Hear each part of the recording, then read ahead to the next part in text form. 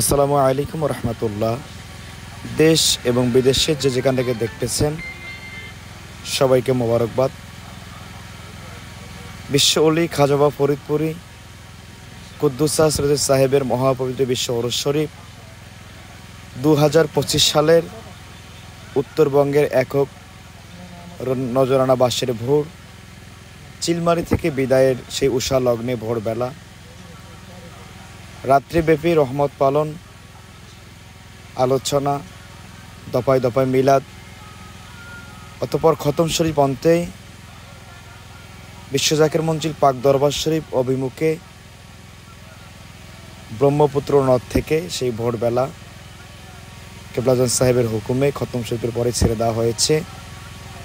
মহাপবিত্র বিশ্ব ওরস শরীফ 2025 সালের বাসের ভোর নিয়ে আমরা দরবার শরীফ থেকে দিকে এগিয়ে যাচ্ছি।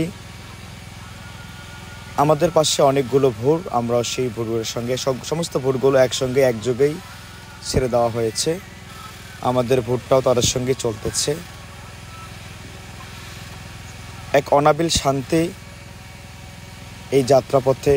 প্রচণ্ড রোদ, হঠাৎ বৃষ্টি, এরপরেও কেবলাজান হুজুরের তাইদ মদুদ খাস দয়া পাওয়ার পরে একটা অবর্ণনীয় মজা বা খোদাই তাইদ মদত এখানে পাওয়া যায়।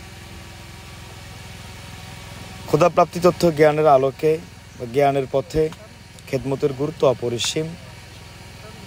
সে উত্তরবঙ্গের জাকের ভাইরা অনেক অক্লান্ত পরিশ্রম করে এই বাঁশগুলো কেটে কেটে ক্যারিং করে নদীর ঘাটে নিয়ে গিয়ে বাঁশের চালি তৈরি করে এবং এই চিলমারি ঘাট থেকেই দরবার শরীফের অভিমুখে রওনা হয়। আর এটাই উত্তরবঙ্গের প্রথম এবং একক নজরানা খেদমত বাঁশের ভোর।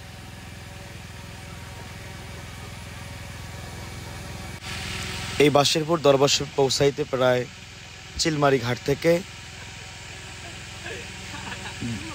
নদীর অবস্থা ভেদে 8 দিন, 10 দিন, 7 দিনও লেগে যায়। আমরা ইনশাআল্লাহ আগামী শনি রবিবার নগরবাড়ি ঘাটে কেবলাজান হুজুরের হুকুমে সেই মঞ্জিল মাহফিলে আমরা উপস্থিত হব এবং রহমত পালন শেষে পদ্মা পাড়ি দিয়ে দরবার শরীফের অভিমুখে পিয়াজকালী ঘাট দিয়ে দরবার শরীফে যাব ইনশাআল্লাহ।